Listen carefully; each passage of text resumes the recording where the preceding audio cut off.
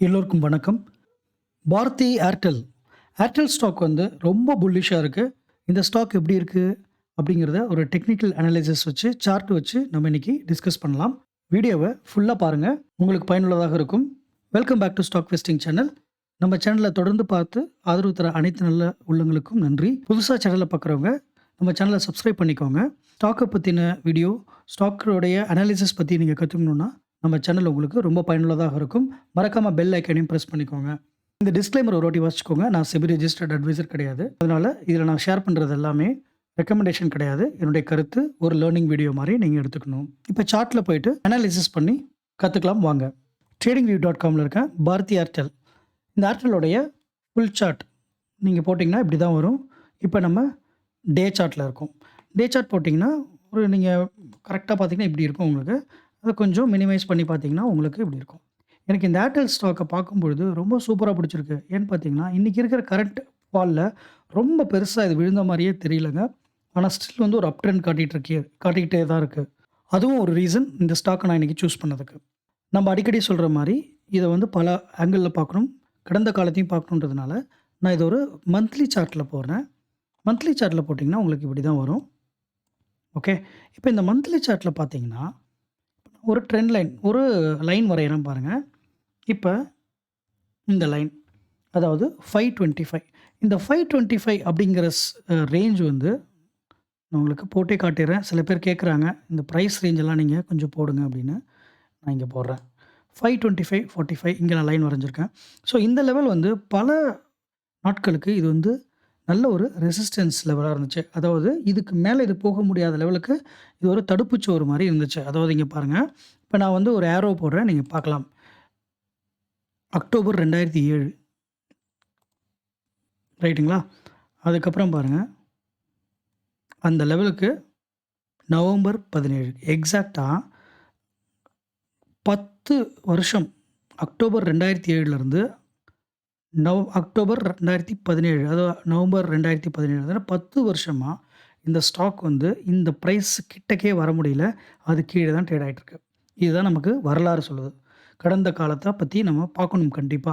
இப்ப அதுக்கப்புறம் பார்த்தீங்கன்னா, திரும்பவும் கீழ வந்துருச்சு. ஏன்னா, இந்த லெவல தாண்டவே விடல இந்த ஸ்டாக். இதுதான் வந்து தடுப்பு சுவருன்னு சொன்ன ரெசிஸ்டன்ஸ். இந்த ரெசிஸ்டன்ஸ்ல தான் ஏர்டெல் இருந்துச்சு. திரும்பவும் பார்த்தீங்கன்னா, 3 வருஷம் கழிச்சு 2020ல இங்க வருது. ஏப்ரல்ல. சரிங்களா? ஸோ இங்கேருந்து வரதுக்கு ஒரு 10 வருஷம், அப்புறம் ஒரு 3 வருஷம். அவ்வளோதாங்க. 3 வருஷத்துலேருந்து இந்த ஏப்ரல் 2020லேருந்து ஆகஸ்ட் 21 வரைக்கும் கிட்டத்தட்ட 1 1/2 வருஷம் வந்து திரும்பவும் கீழ வந்து திரும்பவும் இன்னொரு வாட்டி அந்த லெவலுக்கு வந்துச்சு.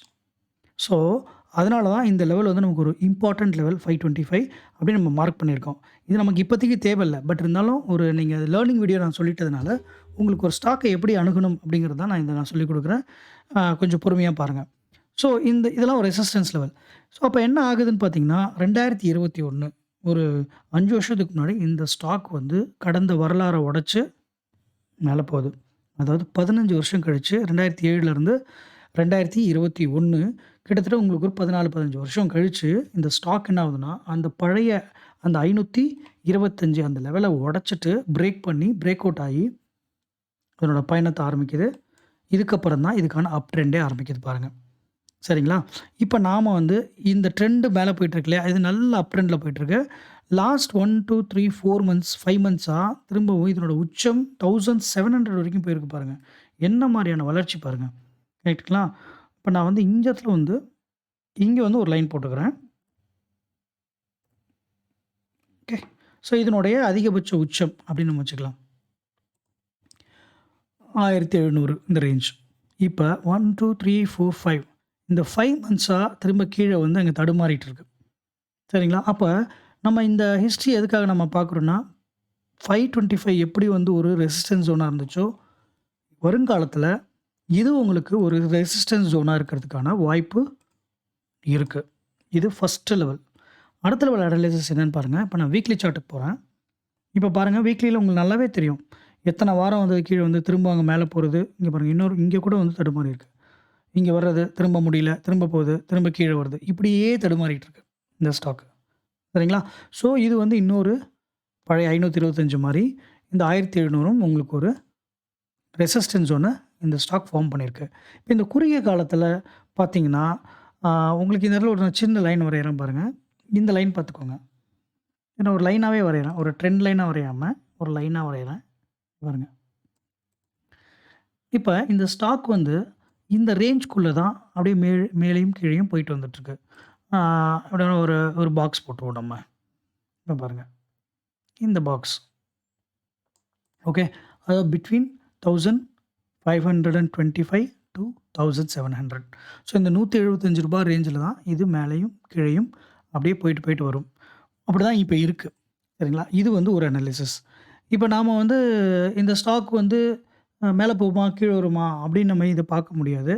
உச்சத்தில தான் இருக்கு. இருந்தாலும் இவ்வளோ பெரிய ஃபால்லயும் ரொம்பலாம் அது ஃபால் ஆகல. அப்படியே அங்க தடுமாறிட்டு இருக்கு. இப்ப நான் அப்படியே டே சார்ட்டுக்கு போறேன். பாருங்க.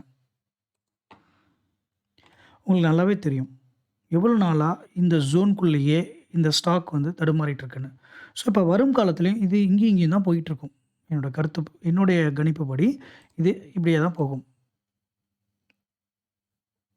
ஓகே.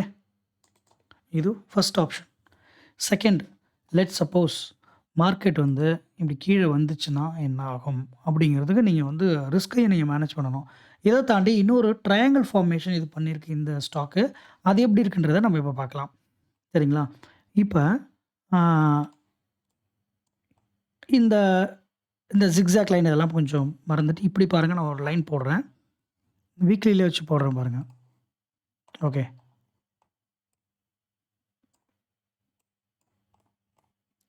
வீக்லி சார்ட் பார்த்தீங்கன்னா, உங்களுக்கு இந்த ஸ்டாக் வந்து இப்படி டவுன் ட்ரெண்ட்ல இருக்க மாரி இருக்கும்.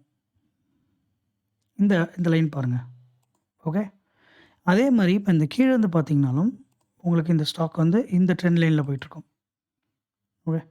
ஸோ, உங்களுக்கு என்ன ஆகும்னா, இப்ப இந்த ப்ளூ பாக்ஸ் ஃபர்ஸ்ட் அனாலிசிஸ நான் இப்ப குளோஸ் பண்றேன்.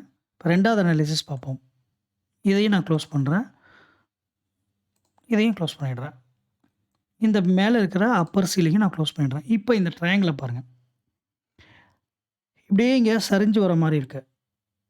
கீழ இருந்து மேல் நோக்கி போகுது. அதாவது இது செட்டிங் தி ஹையஸ்ட் லோ. அதாவது என்னன்னா, இங்க இருந்த லோ வந்து 1497னா, அதுக்கு அடுத்த வாட்டி லோ வந்து அத விட 1497 விட மேல தான் இருக்கு. 1500ல இருக்கு. அதாவது இத தாண்டி கீழ வரல. அதுக்கு மேல செட் பண்ணுது. இத தாண்டி அதுக்கு மேல போகுது. அதுக்கு மேல போகுது. ஸோ, அதாவது என்னன்னா, இந்த ட்ரெண்டுக்கு கீழ வராம, இதனுடைய ஹை லோவ தான் இது செட் பண்ணிக்கிட்டே போகுது. இங்க பாருங்க.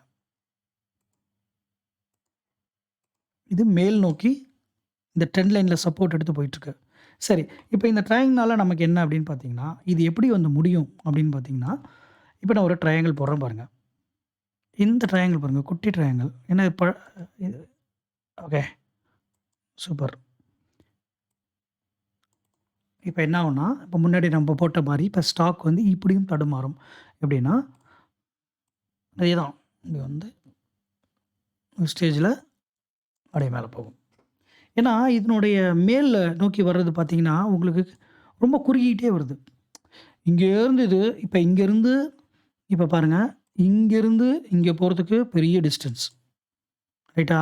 இங்கேருந்து போறதுக்கு கம்மியாகுது. இப்படியே கம்மியாயிட்டே வந்துச்சுன்னா, ஒரு ஸ்டேஜ்ல என்ன ஆகும்?